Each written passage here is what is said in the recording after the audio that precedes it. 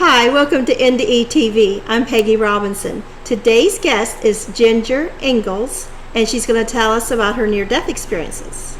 Hi, Ginger. Hi, how are you? Good. Yeah. So I think I'd like to start with the most illustrious of the several that I've had. And that was in 1998 in late May. In early May, one of my spiritual mentors died. And this led me to despair and to grieve. And I also was having some difficulties in my work. I was substitute teaching at an art school. During that period of my life, I was trying to get into film acting, and I was doing substitute teaching, which a lot of actors do. And also, I had broken up with a man I had been living with for about 5 years the year before. So all of those things came together. And after a really difficult day, substitute teaching, I came home and I was praying, and I was very exhausted and very grieving and just exhausted with everything. And so I just said, "Oh God, I just want to die."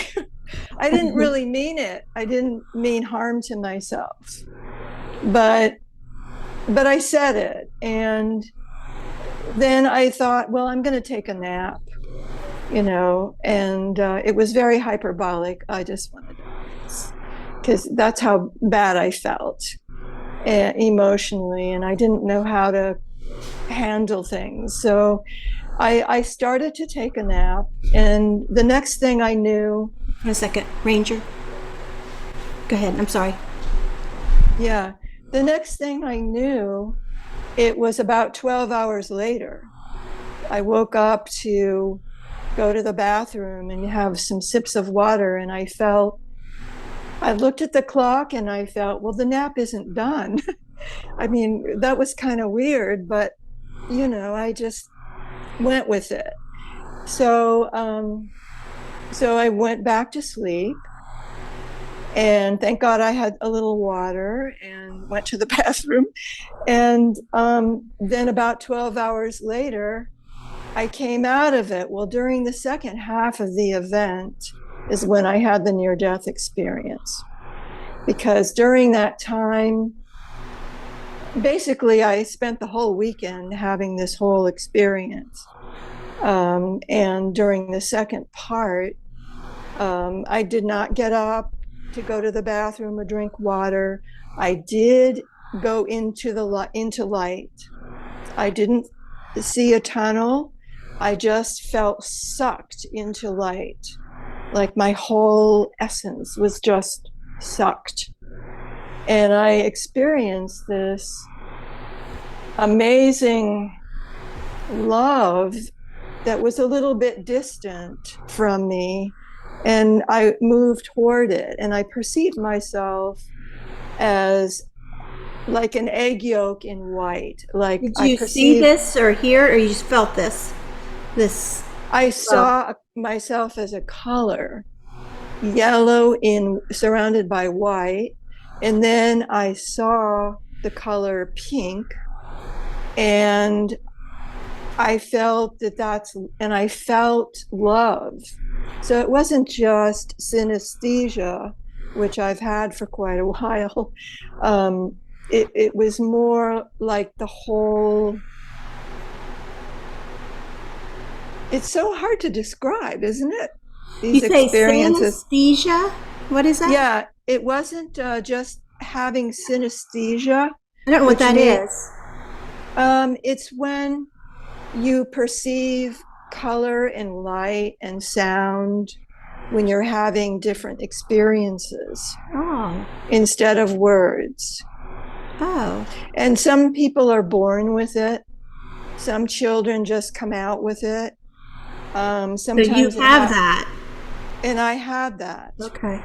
Yeah. So I've had it for a long time, since I think about when I was about 5 years old. After that, and then it seems like as I got older, it increases. I become more sensitive, and I'm aware of more colors and light and sound.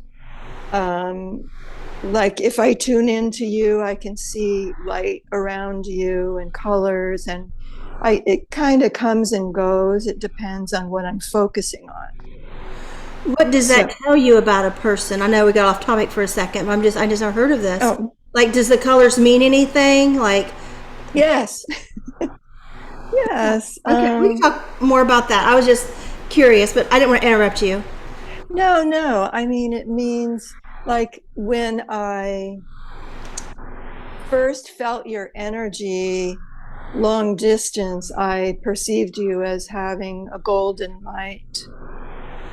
So that made me feel she's okay. she's I'm not going to bite you.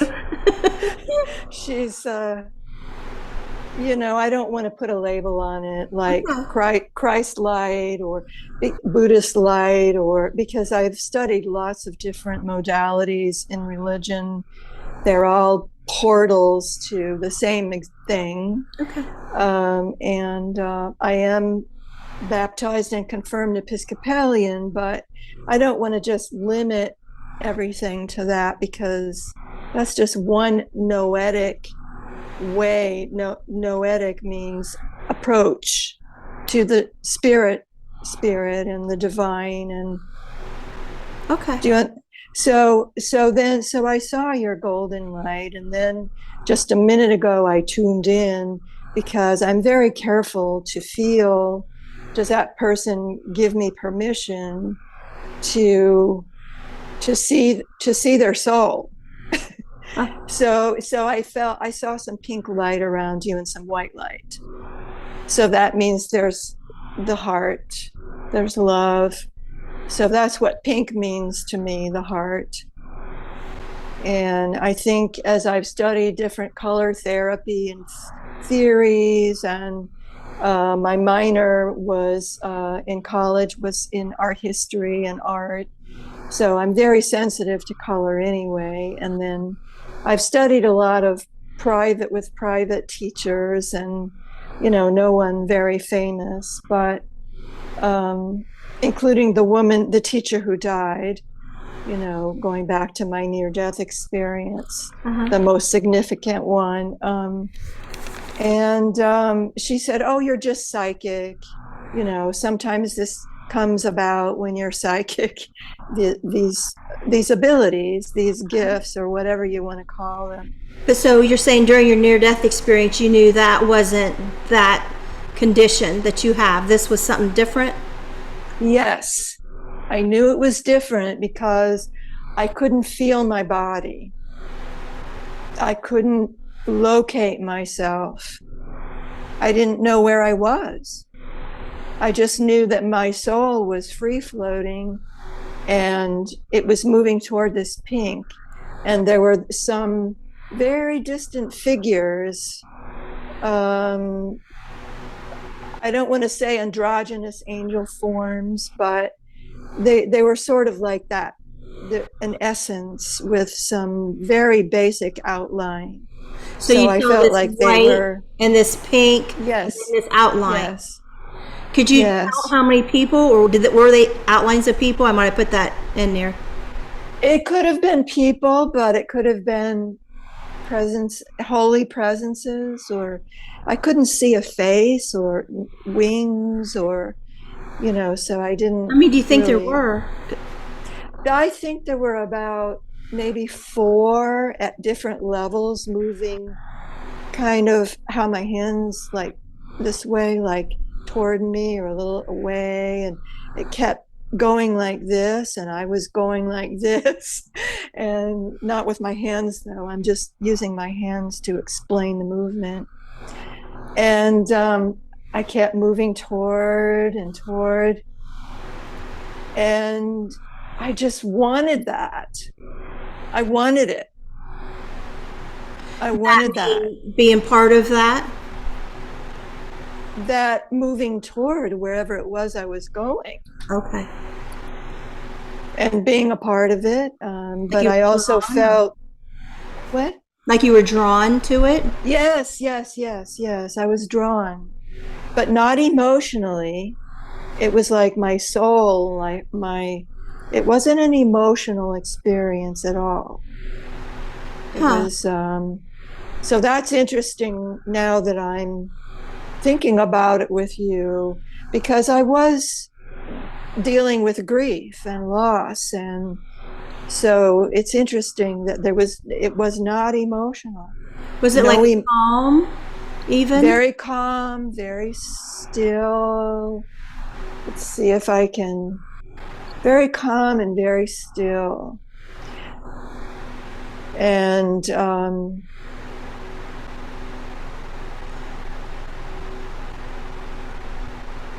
okay. So was there sound? There was no sound. Okay. No sound. Now you couldn't see you physically, is that correct? Not right. Like I couldn't look down and see, oh, there's or here, like I wasn't even interested in the body anyway. I was. Did you hover? Did I hover? That's a good question. I guess I must have been hovering because I was this light. Was you like eye level with these beings or whatever? Oh, you ask great questions. I was kind of waist level. They were taller than you? Yes, they were taller, and I was about waist level. Okay. And so I don't know how much time went on in this process. It was like eternity. There was no time. And we just covered a little bit of space, but the time-wise, so the space I just talked about, the time, I was just suspended. Okay. It just felt like, except that I was moving toward it very slowly. Was it like a wave, like in and out, like a soft current? I'm trying to picture what you experienced. Yeah. It was a little bit of soft current, but it was like, I'm doing it now. It was like I was definitely moving forward, and it was like this, like that. Okay. Yeah. And no words were spoken. I'm trying to remember if there was anything communicated to, like, there was no words, but there was a sort of a telepathy, like in the sense of this is how it is. This is love. This is how it is. Was that like telepathic communication to you, or is it like a download? It was something in the middle. Okay. Because I've had downloads spiritually. I have them sometimes every day, and sometimes I have telepathy with different people or different long distance, or I mean, I have to use my discernment when this happens. Like, is this me, or is this someone else, or is this a spirit? Or that's hard, isn't it? It's really hard. It's an ongoing lesson. And what I love about you as an interviewer is that you have really good boundaries. I do. So yeah, you get a little bit involved with the people. I only listened to one of your interviews with the person I listened to, because I think you're being very empathetic, and then that's what happens emotionally when someone gets very involved with the subject and the object. But that's, I like to get right in there. Yeah. Not everybody lets me. No, I know, because I'm like that too. Now that's emotional, and that's a whole other thing. That wasn't what was happening Uh-huh. during this moment, during this eternity of that experience. And so after this eternity, I I felt there was not a boundary per se, but I knew that if I went further, I wouldn't be able to. I knew something would be really different and changed forever, forever. So I kind of hesitated a minute, and it's not like the figures were beckoning me. They were just kind of communicating, this is how it is, and just emanating love and like waves, waves and waves. So I felt that if I were to keep going forward, I would never be the same or something. I didn't even know the words, but I knew to pause my movement toward them. Did you at any So, point think I died? I'm in no, heaven? never, Anything like never, that? Okay. never. And I never thought, oh, this is God, oh, this is Jesus, oh, this is Buddha, or the great elk, or I don't know the native tradition, but I like it. I don't. So, with all respect, I don't know. I just said that to be flippant at the now, but I don't know how they. I don't know where that word, why that came to me, the great elk. I'm just But curious, your background. Do you have a Christian background? Are you this all yes, religion background or? well, I was baptized and confirmed at 42. My mother and father were both Unitarian. So, and I went to Catholic girls' school in Puerto What Rico. a mix. You got it And all. my mother was the daughter of minister, Church of the Brethren. Oh, So finds so anyway, variety. You're a religious mutt. so I'm so anyway, Not I'll nut. tell you. I hope you didn't misunderstand me. It wasn't No, nut, it was no, no, mutt. You no. like you call a dog a mutt Yeah, when I it's know, I all know. breeds. That's how Yeah. that's what I was saying. I think that's why I intuitively knew to say elk. Elk? Yes, elk. No, why, Like, what, I don't, why that, oh, when I was describing the near-death experience to you, I said I didn't, and you asked me if there was. Oh, I'm losing I feel like I want to levitate right now, but I'm not. go girl. No, no, no, no, We'll go with no. you. Well, I've done transcendental meditation, and at one point I did actually levitate during that whole Now you're experience. not But talking physically, you mean spiritually you feel levitation?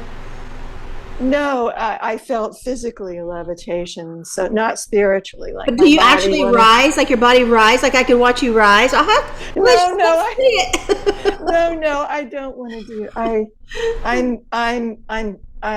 This is not the time to. Like, do you have a I video somewhere I can see you levitate physically? No, no, no. There were newspaper articles and journalists involved in watching the group that I was involved with in Washington, D.C. in the late 80s, and they would watch people and take pictures, and people would be off the ground. It's documented, I not had dreams me. about it. I had dreams that I'm levitating. I get run around in a circle and I get Yeah. to the ceiling. I start flying and I start teaching other people how to do it. I don't know why. I don't Wow. know why I do that. Well, I did it through a technique that I learned in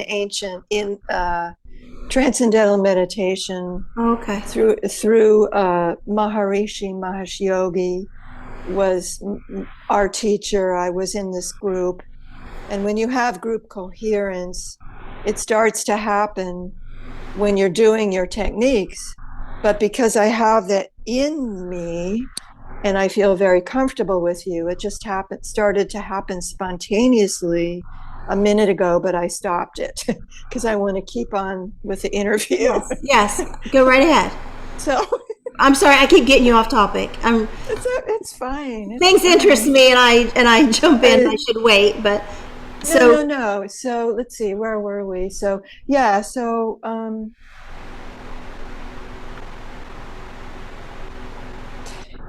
I was hovering,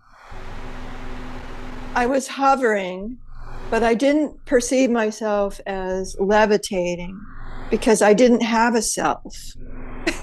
It was just, I don't know, it was my soul. And you didn't feel like that soul was yourself? well, I didn't know, I wasn't thinking it through at that moment when I paused the movement. I just was hovering at waist length to these in relation to the beings, and I stopped moving toward them. So I was just hovering. Okay.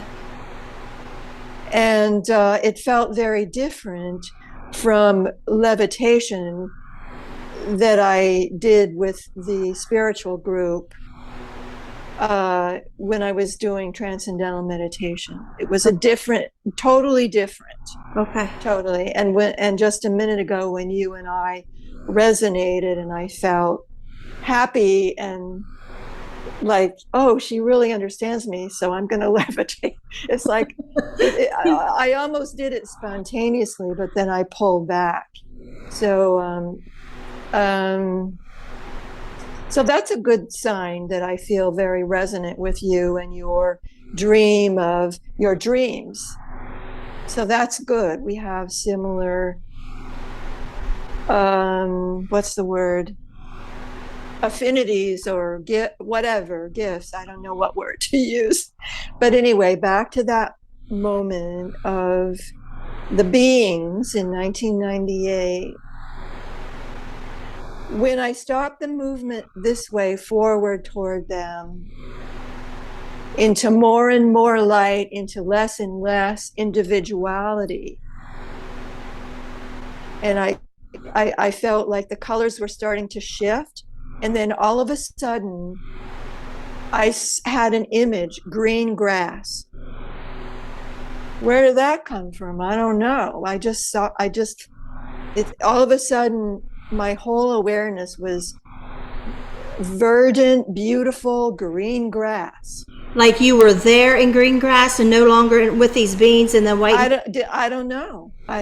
Or did you see it like no? It was a visual image. I was still with the beings. Okay. But I was very identified with the grass and not with them. Was that scene, like you'd call it a scene, like opened up? Yes. Was it in front of you or to the side? It was like a screen. Like right in front of you? Right in front of me. Okay. And so I just felt, oh.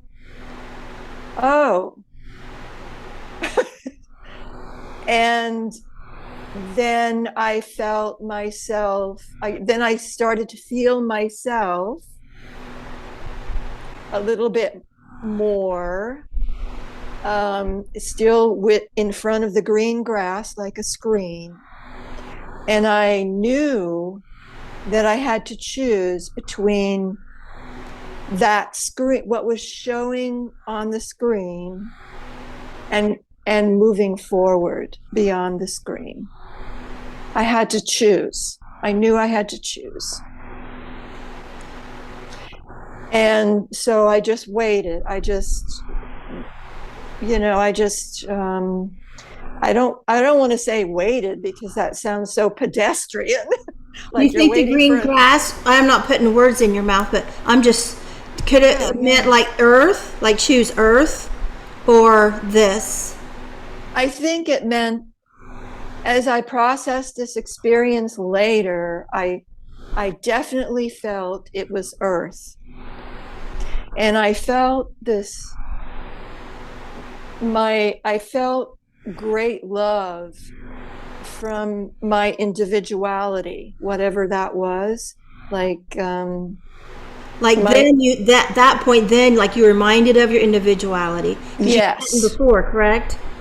And I didn't before, and then I was kind of reminded of my individuality when I saw the screen. Oh, and Interesting. then yeah. And at the time I didn't know it was Earth. At that moment in the process, I didn't know it was Earth. Later I definitely knew. But what happened after some more eternal time went by. I don't know how long I was in front of the grass. This was going on for hours and hours and hours. And no other image came. But then I knew at some point I had to make another choice, because then I started to feel a suction, and like I was being sucked backward, but I didn't know where or how or what.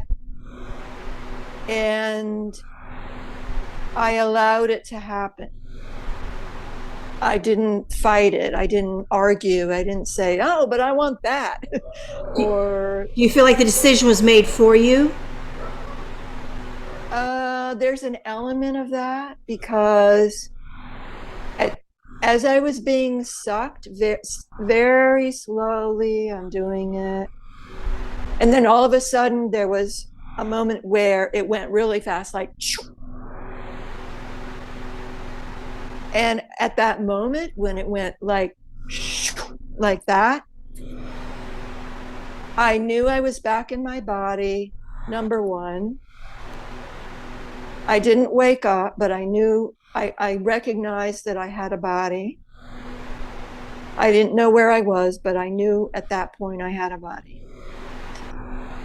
And I also felt the presence of my son. And I felt, oh, it wasn't until later that and I'm still processing this all these years later, Yeah, I because understand.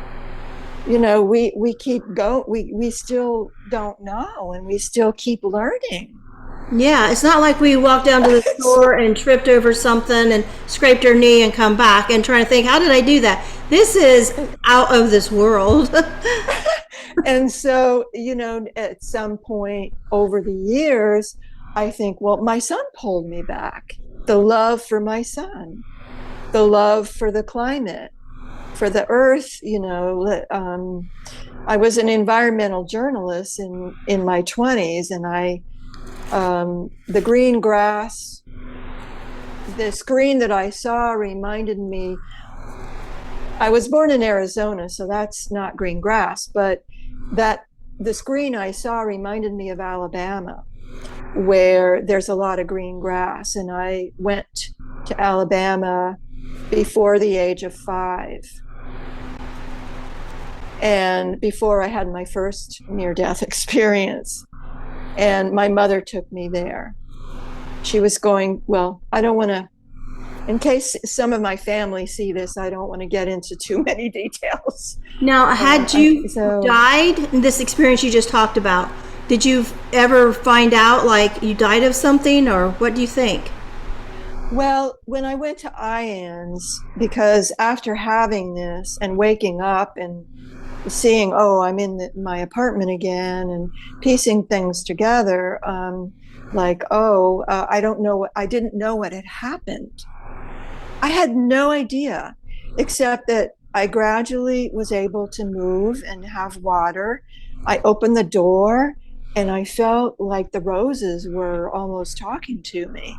Like I was just flooded with smell and sound and image, and I love, there was a rose bush by my front door, and I wanted to just like pick this rose and like hold it, and the love coming out of me was amazing, was like, wow, this is wow, what is this? So by Monday I was able to go back to work, and I was having all of these sensitivities, and I didn't understand it. I felt like somehow it was connected to my spiritual teacher, but I wasn't sure that triggered that, or who knows why. So at one point I called someone I knew from the Transcendental Meditation group and spoke with him. And he said, "Oh, yeah, that's a near-death experience, or it was a healing." And I don't know what it was. It was either a healing of your ego, and then he got very analytical. And I thought, wait, What that's not. about out of body experience? Has anybody suggested that? Well, this was just in the beginning. Okay. Yeah. And so I think he implied that it was an out-of-body healing, because I described some of it, but not in such detail as I am with you. And he suggested I go to the IANS people, and there was a support group in Baltimore at the Johns Hopkins Physics Lab. I'm trying to breathe because I'm getting all excited. That's okay. So just let me breathe a little bit. I think I got very excited when I was describing seeing the rose. It's like, oh, wow. Well, yeah, I did too. I got excited when you said that because, after my 5-year-old drowning, I had an experience with this flower growing out, in this mud and stuff. And like it was communicating, and I was learning this stuff. And I couldn't tell anybody about that for decades. I mean, it sounds silly.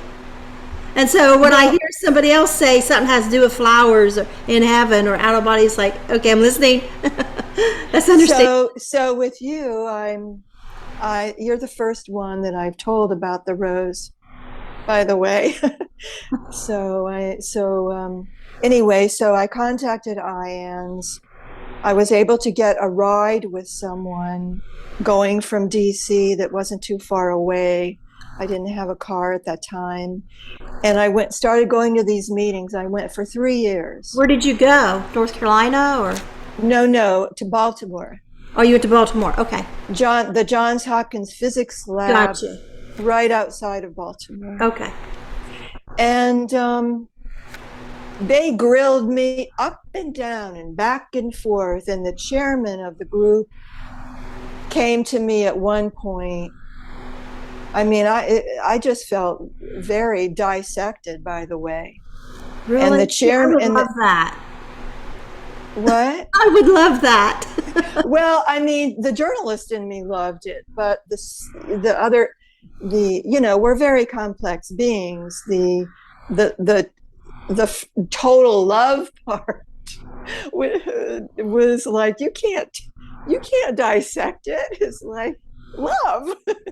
So anyway, until we processed it too, right, yeah, but now I'm sort of in the middle. I don't mind dissecting, I don't mind, but at the time I was still very overshadowed by the light and love of the experience, and the rose and this whole thing. So the chairman of the IANS group, I don't know if I can say his name because he was much, much older and he may have passed.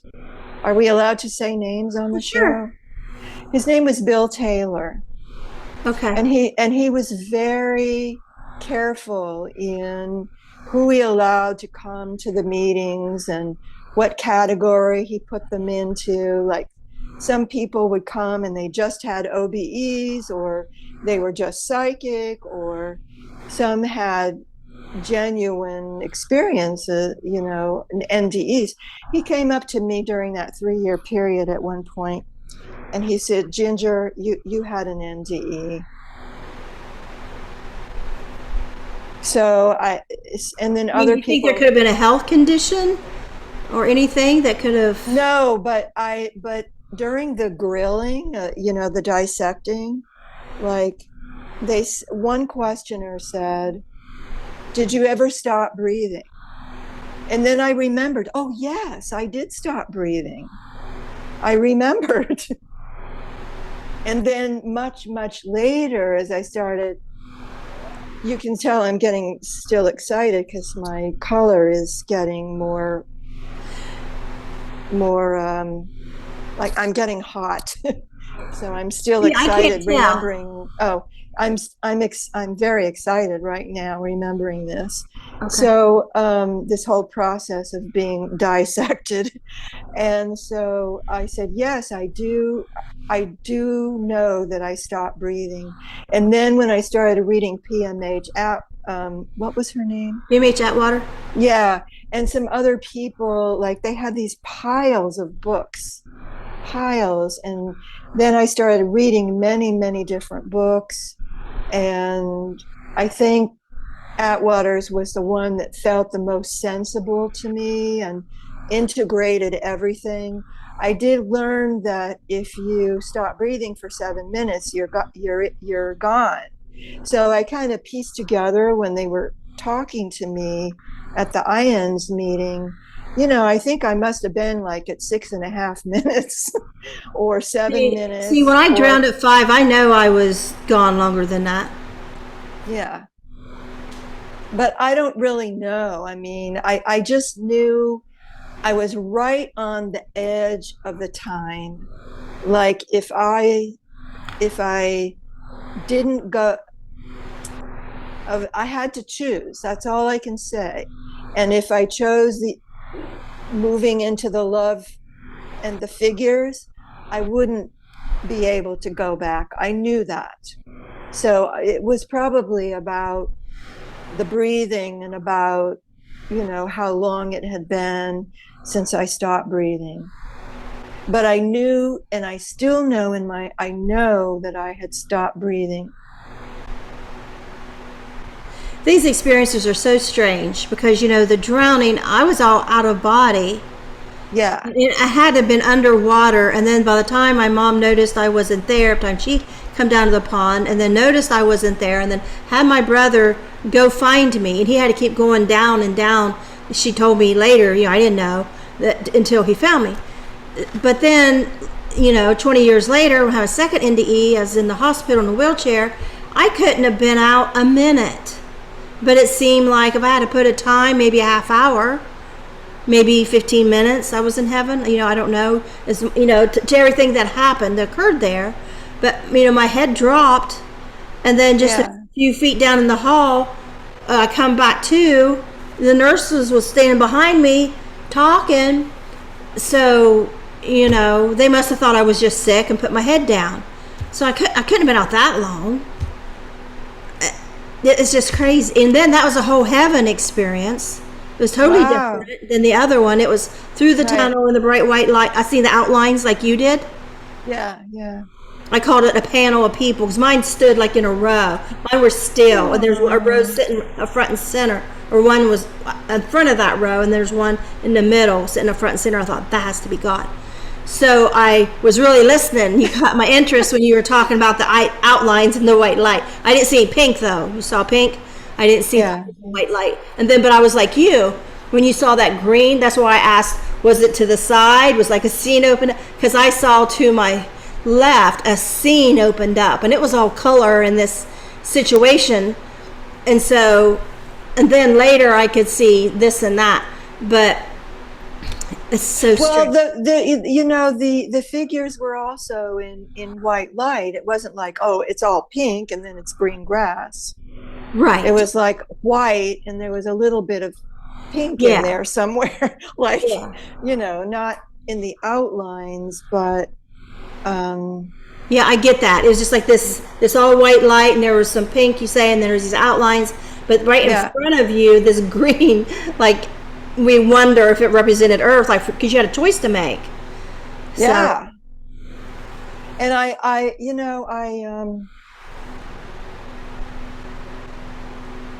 have you ever wondered if this spiritual teacher that passed away right before this said, hey, give her a gift? Just bring her up here and show her something and blow her mind. Yeah. I don't quite understand what you were, I felt your vibration, but not the words. Can you? I just wondered, I'm not trying to put thoughts my in teacher, head. Yeah. I just made, the spiritual teacher that died before this NDE. I just wonder if he's told people in heaven, "Hey, let's give her an experience." Maybe that's not a bad. That's not a And you say it bad. was a woman. I don't know why I'm seeing. Keep thinking he, but you say it's a woman. It's a woman, but okay. So I need to break this down. There's so much. Oh, now you're opening up a whole other thing.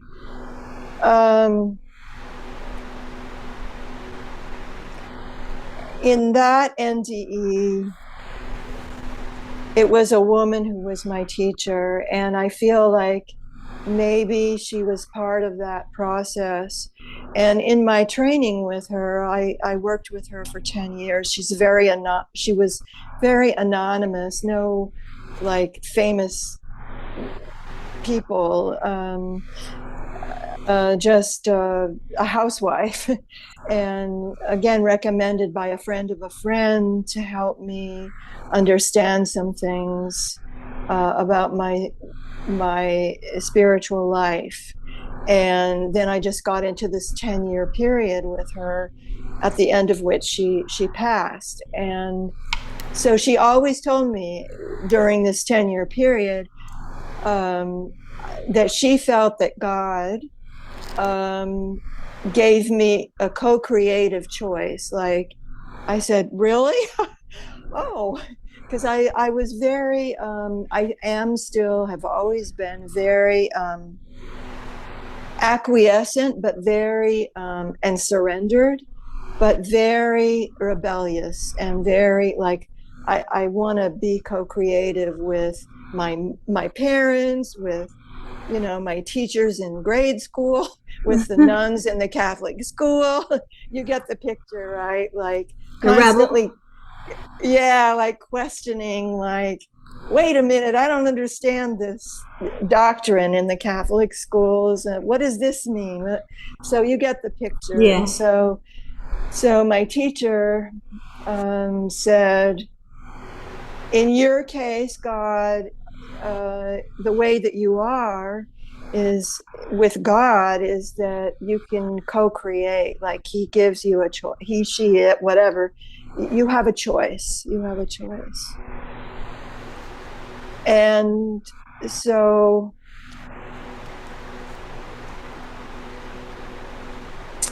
I guess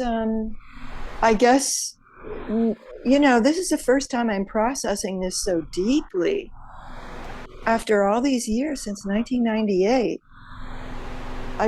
You're really bringing this out. Well, I have processed mine so much. It's Yeah, just like natural for me to try to investigate. I want to see what you see and yeah, feel what yeah. you see what you make of it. So I think that that in retrospect, I think the green grass and the and the movement that was giving me a choice, the screen and the movement to go further and not breathe anymore. I think that was a choice that I was given. I was just given this choice. I didn't ask for it. It just happened. So, what about your other NDEs? You say you had one when you were small.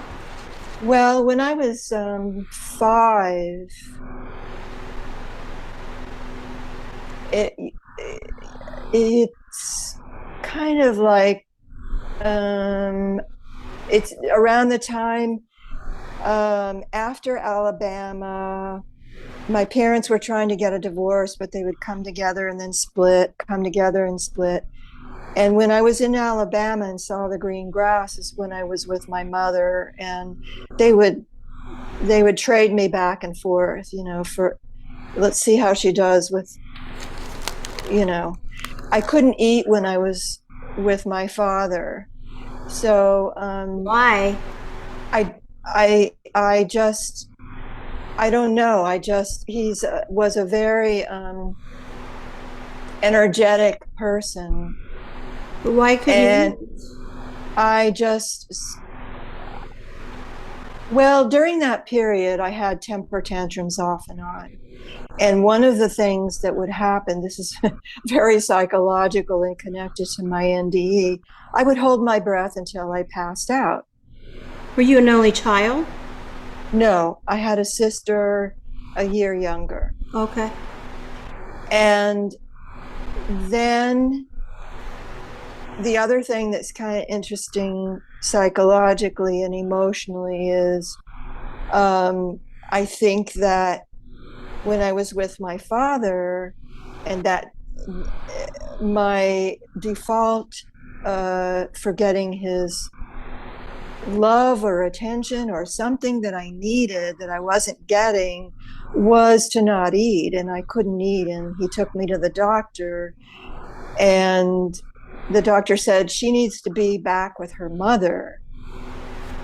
I mean, this is what, this is a doctor in 1955, that they don't know anything about all Yeah, of because you this. eat when you're with your mother, so I mean, it makes sense.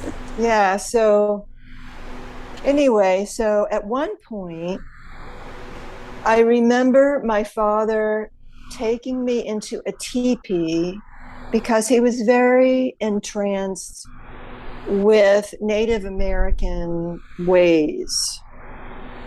And he had many friends who were natives. And so he took me into a teepee, and there was a fire, and there was a very elder native. And then I just lost consciousness.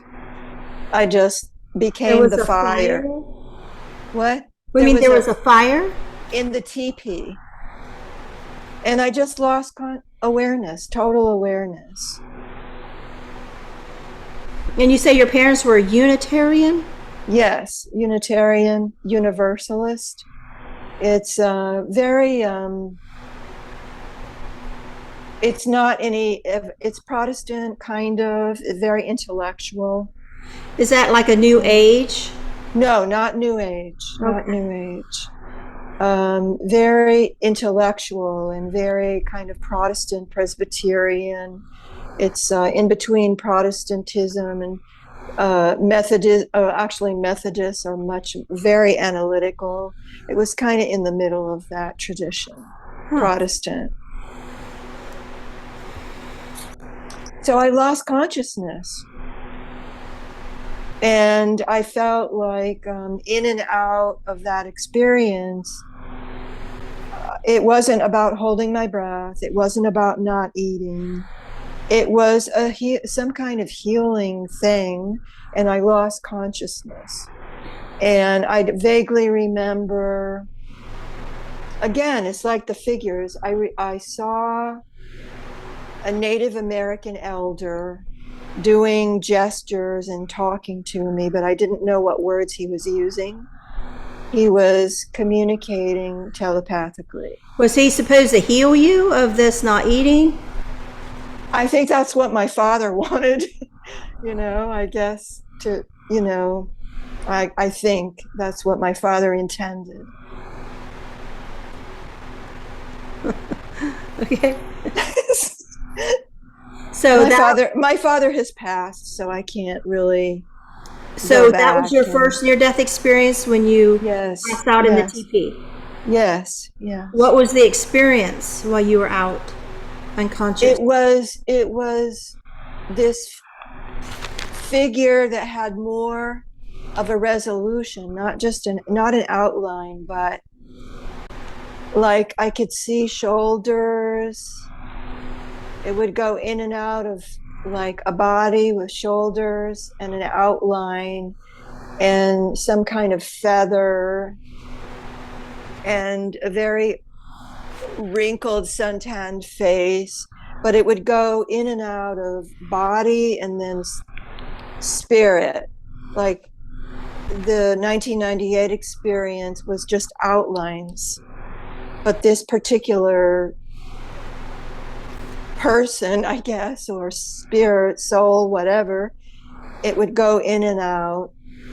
And then at one point it was just more like peace, like white and blue, not pink. That's how I remember it. I wonder if they were, I'm not trying to be funny, but burning marijuana in that fire. Because, it's part of a Native American, peace pipe, the whole thing. Oh, that's interesting. I had a woman who was doing a healing on me, like a healing per se on me, not teaching me, but a healing. She was resonating, she said, with my soul and my spirit. And she said, "Why do I smell marijuana? Do you smoke marijuana?" I said, "No, I'm allergic to it." And I am. Ah. And I mean, that was like, I can just, even recently, there are a lot of young people in the apartment building I live in. They're secondhand marijuana smoke, and they do smoke marijuana and cigarettes. It happens everywhere in Washington, D.C.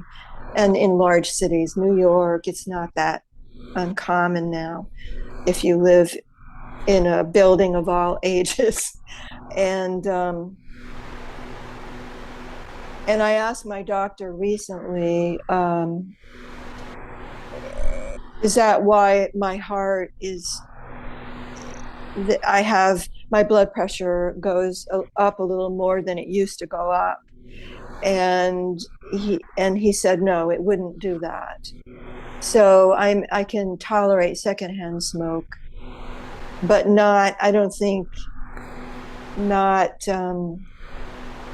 not doing it myself. And I don't know about the native. I don't know, how that would play in and out of the fire or whatever it was that he. Oh, it helps appetite.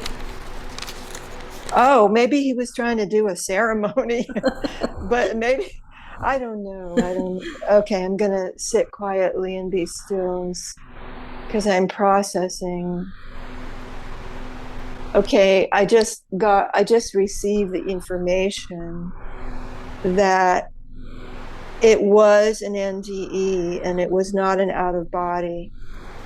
This one in the TP or later on? The TP. Okay. Yeah. You think you died? Yes. From what do you think you died of? Maybe from the marijuana. I don't know. I'm being whatever I don't the fire.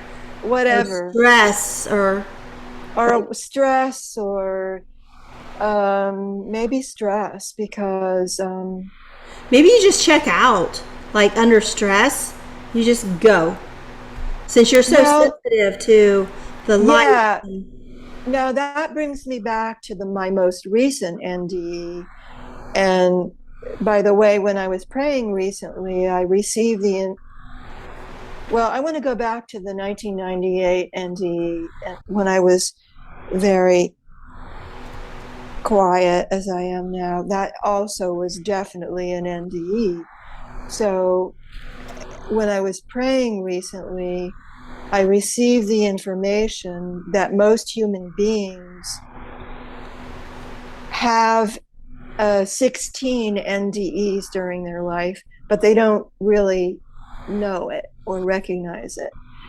And I received the information that I've had 8. You mean like a knowing? Yes. So my most recent one, so I'm kind of focusing on the 3 most interesting ones for you. Okay. There are 5 more, but I'm focusing on the 3. Okay. So the most recent one was very strange.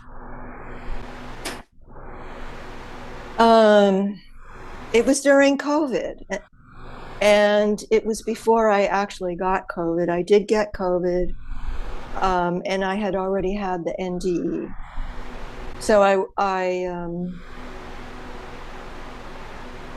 so during COVID, I was highly stressed out. So it's interesting that you say stress can just, once you've had an NDE, you can just go. You can just. Yeah. So I remember being on Zoom, a Zoom conference with one of the priests at the National Cathedral, because I go there occasionally. As I said, I am baptized and confirmed. I'm a member of their congregation. And And I have experiences in the cathedral that are very intense, like I want to levitate and many other things. And so I can only go sometimes. And I get very intense spiritually when I receive the Holy Communion, the host Uh-huh. of Jesus and the body, and then the wine and so during COVID, the congregation, we would do Zooms, and I was on these Zooms like every weekend, like, oh, that's like really important. And at one point, the vicar said to me, I just like burst out. I don't know, like it just came out of me. And I said her name. And then I said, I've had a near-death experience the whole last 2 years. And this is before this January when I actually got COVID. I hadn't had COVID during this. She said, and we honor that. And so I knew, again, a knowing, like, it was like an extended NDE for 2 years. It was like, how can I explain this? Like an afterglow? Yes. There was like it's hard to pinpoint, like this is the 7 minutes or whatever, or 5 minutes or whatever, because there were many moments during that period that I was so anxious that I knew I would lie on my bed and stop breathing, but I didn't know for how long. So it's hard to know, like, the day and the time. Like the second NDE experience in 1998, it was my spiritual teacher passed May 5th, and I had the NDE the weekend of May 28th. But during the COVID, I can't like pin it down, because there were many moments. And so none of your NDEs was like due to an accident, illness. No. They were spontaneous. Well, I would say they all were spontaneous. Yeah, it sounds like it. I mean, I would say they were all spontaneous. But I mean, like, it didn't come because of a car accident. No. Because of a drowning, surgery, illness. It was just no. You was in the TP, and you hadn't been eating. Another one, you had been stressed, depressed, and emotional. And this one, you can't really pinpoint. Well, COVID, I had to move a few times. I was highly stressed out. I thought I had a to-go bag packed because there were so many things happening in the environment that I thought I would have to leave in the middle of the night because of the possibility of there being fires in the building, or police and ambulances coming and going. It was very chaotic, but not, as I found out later, not dissimilar to other buildings and other neighbors. Do you tend to have anxiety? No, I don't have anxiety diagnosed. I went to my doctor recently after having COVID, because I thought I had long COVID, because I had heart palpitations about 3 weeks ago, and I've never had that I know of before. And so I ended up in urgent care, and gradually the anxiety went down. I was articulate as I am with you.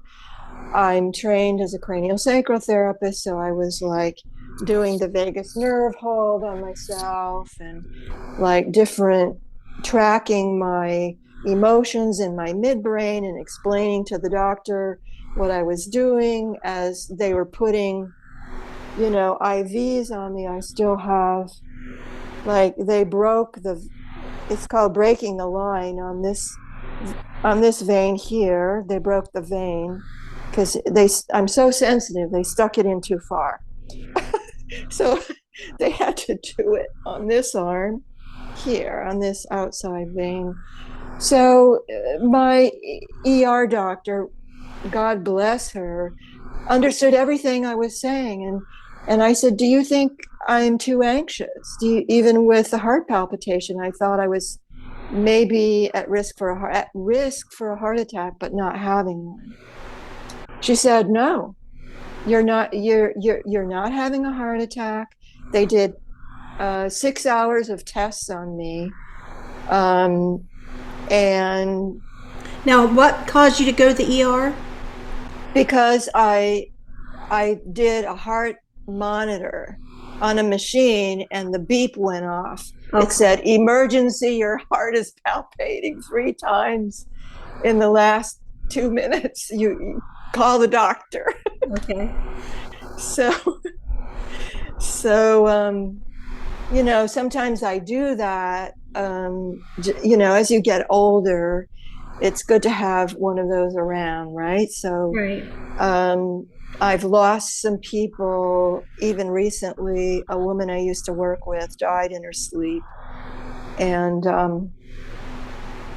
it's just good to have one. And so I've lost some people during COVID. So anyway, the ER doctor, emergency woman said, I said, do you think I need to be in therapy or medicine? She said, no.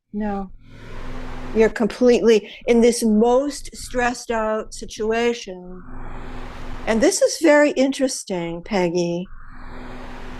It's like, oh, in the most intense physical, not because I'm so sensitive, but the heart, I did not go out of body and I did not have an NDE. I didn't. And I'm sure, because I know what they're like. Uh-huh. I had to be hyper focused to get into the Uber with my neighbor. And just like I am doing with you, like, no, I'm not going to levitate in this moment. I'm going to focus, and I know in my letter to you, in my first email to you, I said, I want to be a wild woman in this. Here's the wild woman part. And, it's like focus. So that was my comedy moment there. But seriously, and then I went back to my doctor this morning, my primary care. My pressure was way down. He asked me a million questions again. And my primary care, meaning not the ER doctor who's trained for ER, but primary care. And he said, you're doing okay. You're managing everything. And I thought, oh my God, what if my pressure goes up? What if I have a sensitivity, experience, and I have to be on Peggy's show? But what am I gonna, this like, and what if she can't find me? I was going through this whole process, and once again, I just managed to sit in the chair. They did have to take the blood pressure twice. At first it was a little high, and I said, I'm going to do this. I'm going to do this. I'm going to do it. And then, they gave me a few pointers. I'm going to get it down really fast. I know I can do it. And he gave me a pointer, like, close your eyes. Don't look at me. Because, by the way, I'm not going to say it, because it's very violent, and I don't want to go into that memory. But as a woman, there are things that could happen with a man and a woman, you know what I'm saying? So, like, if you say no and they proceed, right, okay, let's put it that way. And that happened to me once. So my doctor, like, we have to negotiate space because if I get too much into his male energy, I get a flashback into that moment. So he honors, he it's fine. I don't get that with all men, just a certain kind of energy. So, but I like him. I mean, we work well together. And I said, part of my healing is to work with you as my primary care. And I also, so he kind of knows this. So he said, don't look at me. And he said, just close your eyes and just breathe once deep, but not many times, like I was trying to do many times to get rid of the flashback. And he said, no, don't do it all those times. Just breathe once deeply and don't look at me. And the flashback went away immediately. And I got my pressure way down to normal for my age. I never thought about that before, that that can be a trigger. Someone that has been in a sexually abusive situation, in the hospital, either as a patient or as a visitor, where we stay late or overnight with someone, and a male nurse, a male doctor comes in, and it's dim lights, and they approach, and you're alone. That is a trigger. And do you know, bless his heart, that they have, it's this new technology it's at the facility, the Kaiser health insurance. They have a new high-tech facility. Everything is pneumatic, up chairs, up and down, armrests, up and down. And do you know that, bless his heart, after that happened, when he was doing the pressure and listening to my heart, with his stethoscope manually, he raised the chair so that we would be at the same level, so there was no power play. Awesome. Interesting, huh? Very smart man. Very intuitive on his part. And he didn't explain it. He didn't say now because he was just very. That's good. Yeah. Yeah.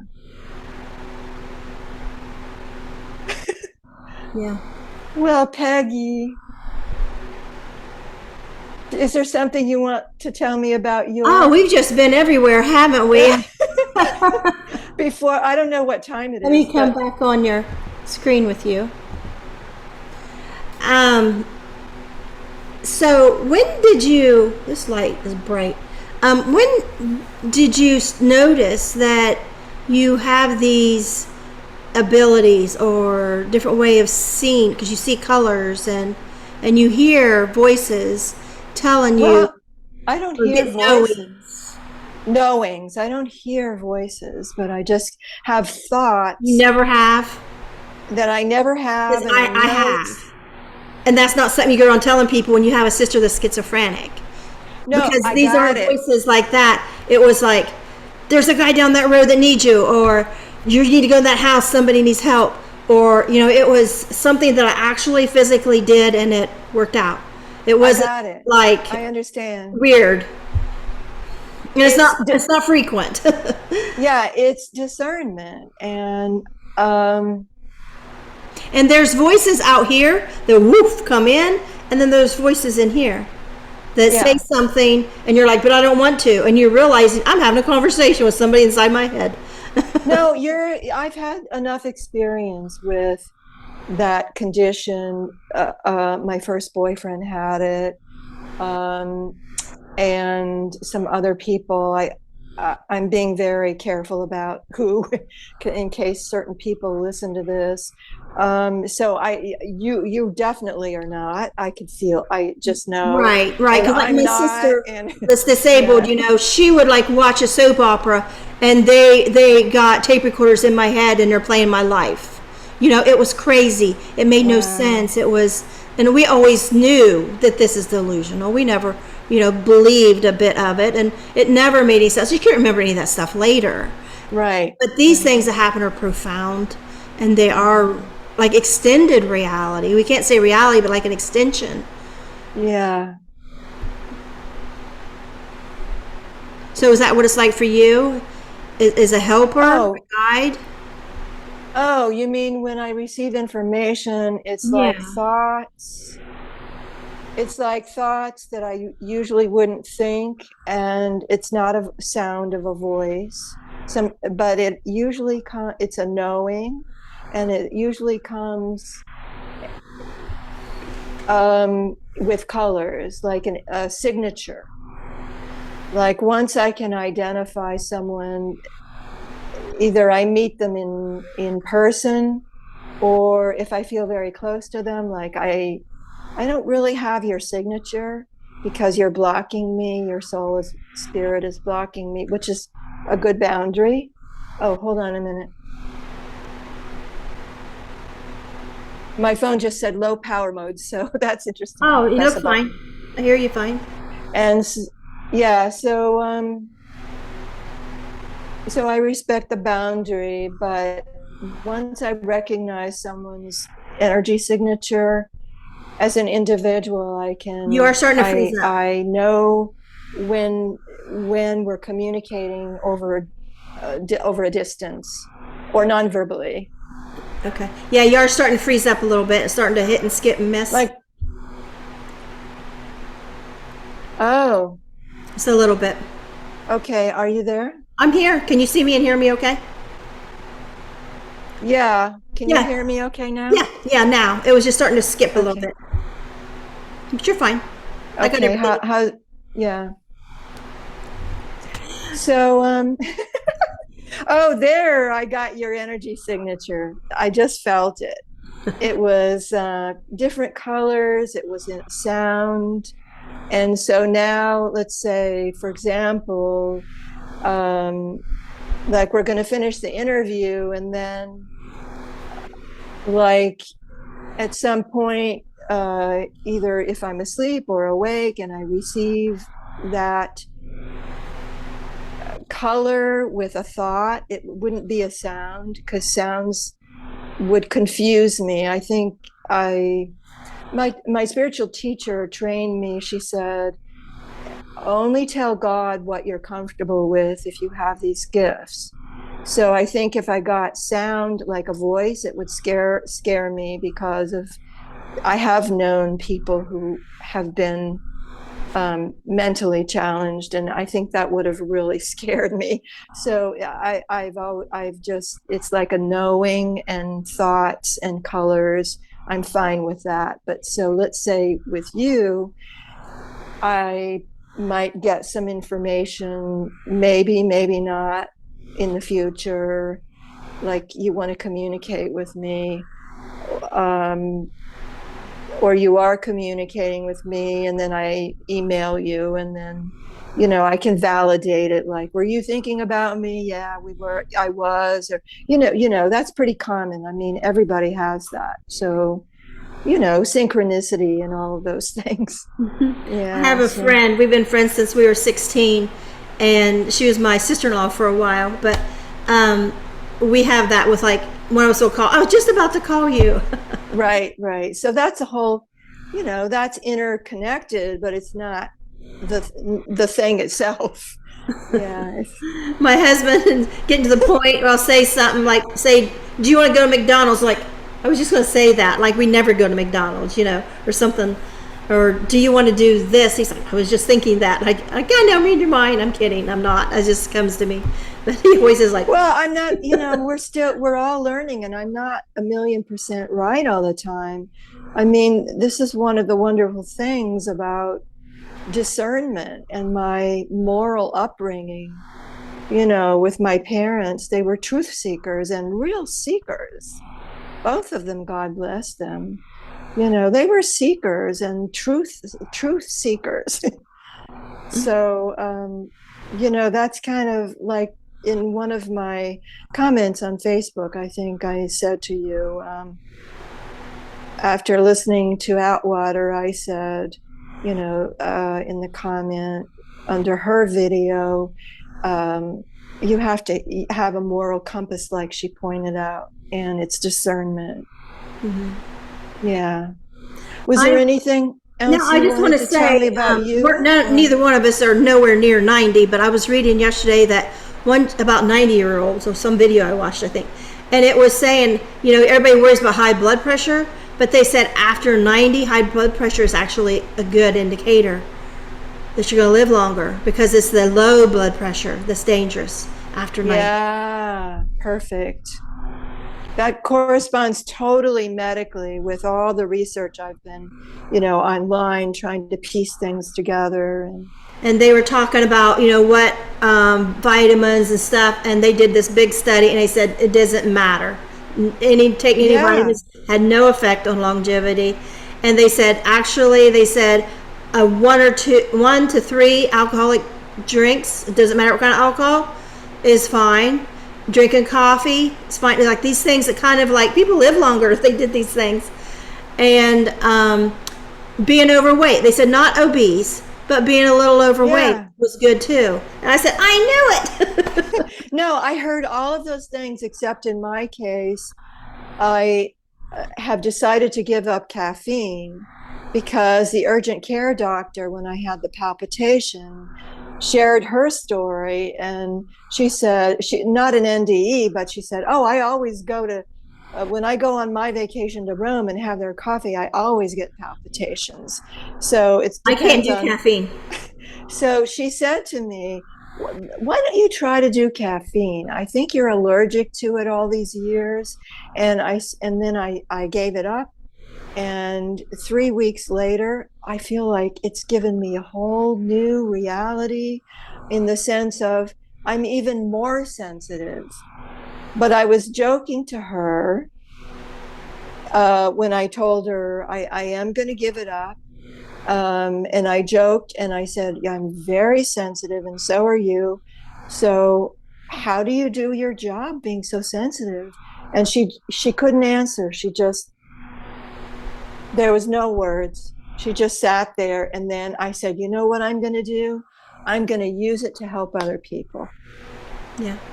She said, oh my, she almost started crying. She said, wow. She said, that is such a positive way of working with the whole situation of being sensitive.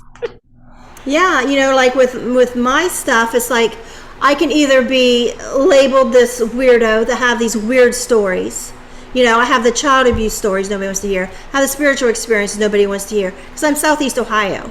This is like the devil. All the Christians. I'm Christian, but they think it's like not good, right? And so I can either bury it or I can do this.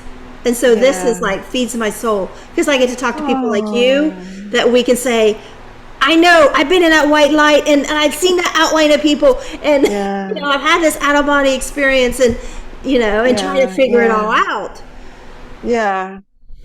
Because I don't have all the answers, and I can tell you don't either. You're still processing, and that's all we can do is just to be. I don't think any of us do. Some claim to, therefore, because this happened to me in my ND, therefore, da-da-da. I'm like, I don't think so, because that don't happen to everybody.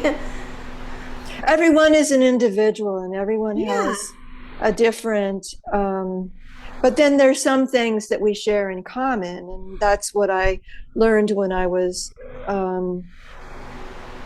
when my process was dissected by Bill Taylor at IANS.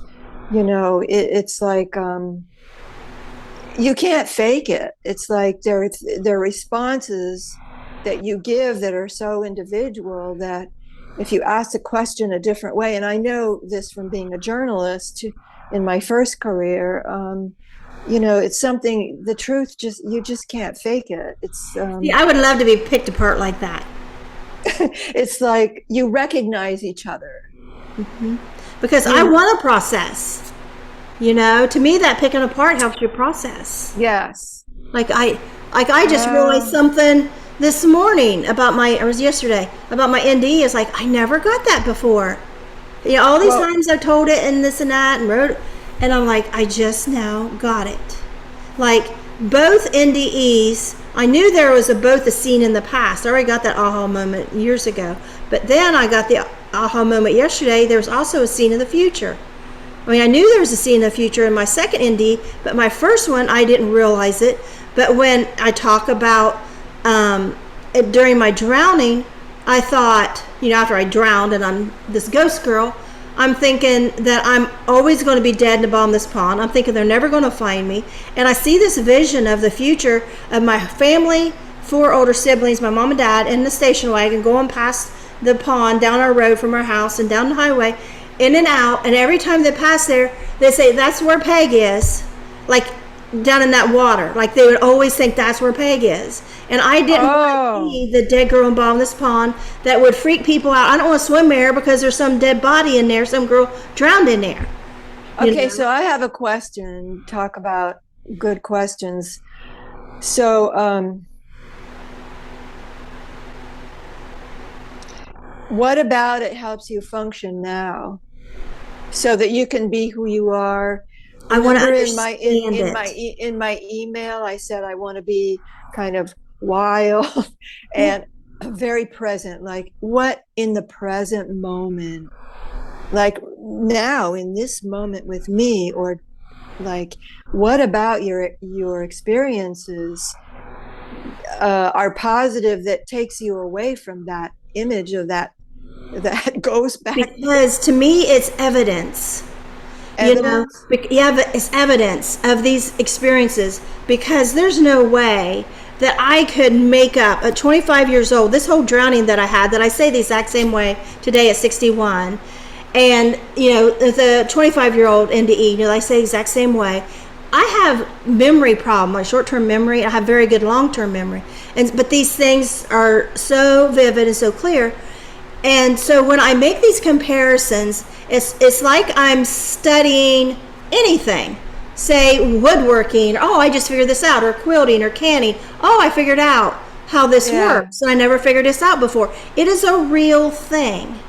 It is a reality. It is something that exists, that realm you was in and I was in. That is a real place that exists, because there's no way that I could have come back in 1986 when I told my husband at the time what I saw, bright white light, and there's this outline of panel people, and I'm sitting here talking to you in the year 2022, and you're telling me this white, and you've only heard one of my shows before, and I don't always talk about my experience, but this outline. And another guy I had on, he's talked about this scene of the future here like a month ago, and I'm like, wait a minute, what?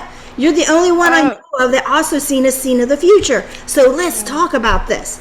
And so I feel like I'm levitating, not physically, but like right now, I feel like I'm just like let loose and spiritually levitating, because I get so excited. Like, we're discovering. Nobody else has to believe us. It's not about that. It's not about changing anybody's religion or getting anybody to believe that I'm crazy, not crazy, that I'm psychic. I'm not, It's about, this is so real. Yes. That's what feeds me, is I have more evidence. Yes. Now I have more evidence that this is real, because I could not have put together 2 stories about 2 different NDEs and match them. That I saw something in the past that helped me understand, and I saw something in the future, the same as I did, 20 years later, the other ND. I'm not that smart.